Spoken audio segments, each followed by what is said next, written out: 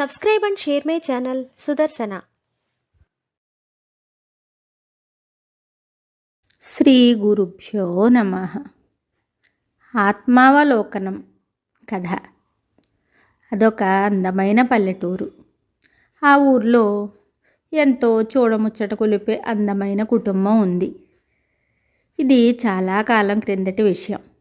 ఎందుకంటే ఇప్పుడు ఎక్కడ చూసినా ఒకరిద్దరు పిల్లలు మాత్రమే ఉంటున్నారు. ఆ రోజుల్లో చేను పండితే చూడాలి, కడుపు పండితే చూడాలి అని అనేవారు.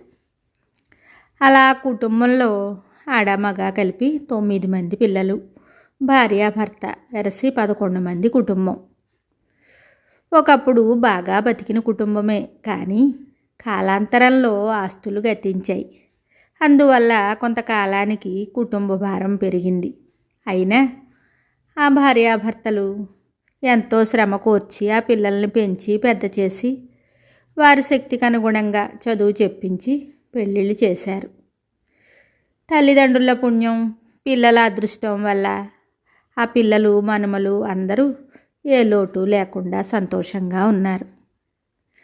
తల్లి తండ్రి ఉన్నంతకాలం వాళ్ళంతా సంవత్సరాల్లో కనీసం 1-2 సార్లైనా కలుసుకునేవారు.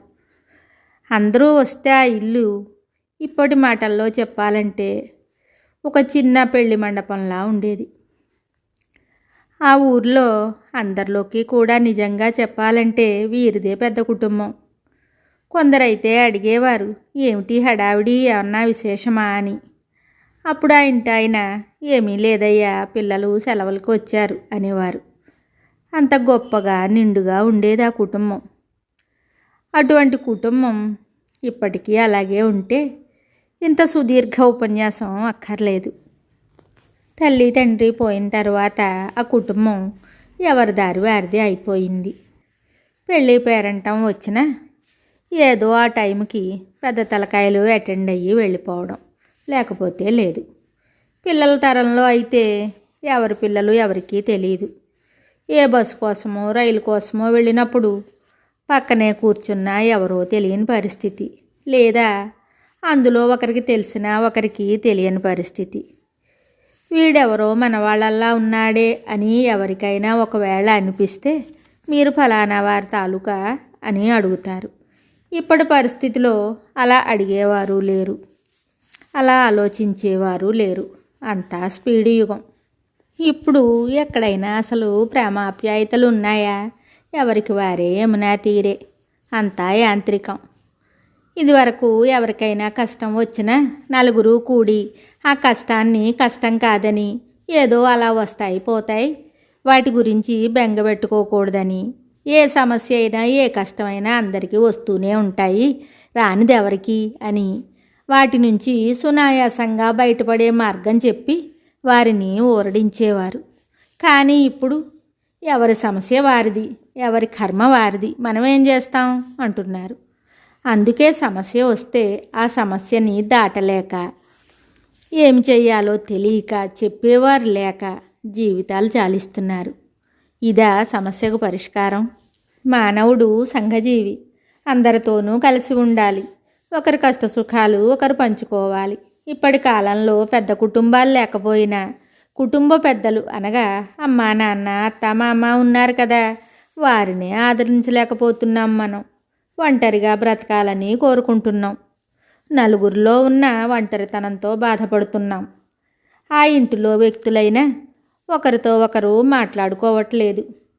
ఏమన్నా వీలైతే పోట్లాడుకుంటున్నారు. ఈ పరిస్థితులు మారాలి. డబ్బుతో ప్రేమను ఆప్యాయతను కొనుక్కోలేం. ఒంటరి జీవికి సంతోషం ఉండదు. నలుగురితోనే ఉంటే సంతోషంగా ఉంటుంది. ప్రస్తుత కాలంలో ఎంతమందిలో ఉన్నా ప్రతి ఒక్కరూ ఒంటరితనాన్ని ఫీల్ అవుతున్నారు.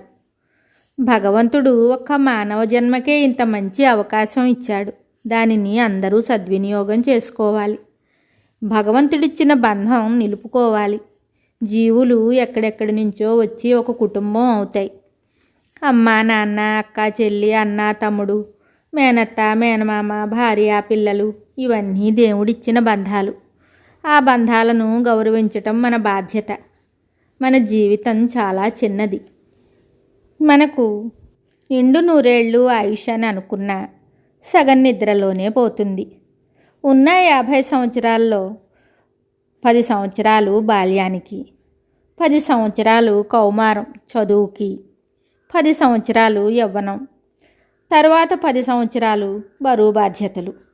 అక్కడతోటి మన జీవితం చాలా వరకు అయిపోతుంది. నిండు నూరేళ్ళు మనకు ఆయువు ఇస్తే ఉన్న 10 సంవత్సరాలు బ్రతుకు భారం అవుతుంది. మన బాధ్యతలు తీరేసరికే మన జీవితం అయిపోతుంది. కాలం వెనక్కి రాదు. మనకు భగవంతుడిచ్చిన ఈ చిన్న జీవితాన్ని అందంగా, సంతోషంగా, సంతృప్తిగా జీవించాలి. ఇంత అందమైన జీవితం మనమే పాడు చేసుకుంటున్నాం. అలా కాకుండా సంతృప్తిగా, సంతోషంగా జీవించాలంటే ప్రతి ఒక్కరూ ఆత్మావలోకనం చేసుకోవాలి. చిన్నతనం నుండి దైవభక్తి, పెద్దల ఎడ గౌరవభావం అలవరుచుకోవాలి. అందరూ కాలం మారిందంటారు, కానీ మారింది కాలం కాదు, మనుషులు, వారి జీవనశైలి, ముఖ్యంగా వారి ఆలోచన విధానం.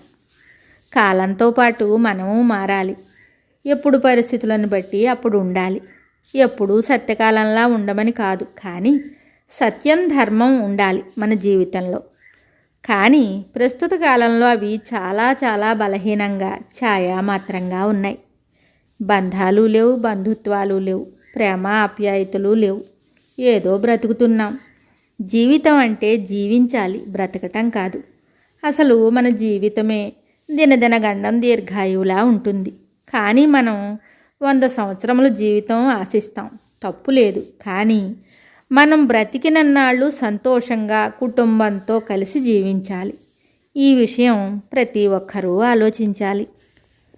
ఈ ప్రాణం ఉన్నంతవరకే ఈ బంధాలు, తరువాత ఎవరికి ఎవరో తెలియదు. అందుకని కనీసం ఈ జన్మబంధం ఈ జన్మ ఉన్నంత వరకు కాపాడుకుంటారని ఆశిస్తున్నాను. ఈ విషయాలపై ప్రతి ఒక్కరూ ఆత్మావలోకనం చేసుకోవాలి. శుభం.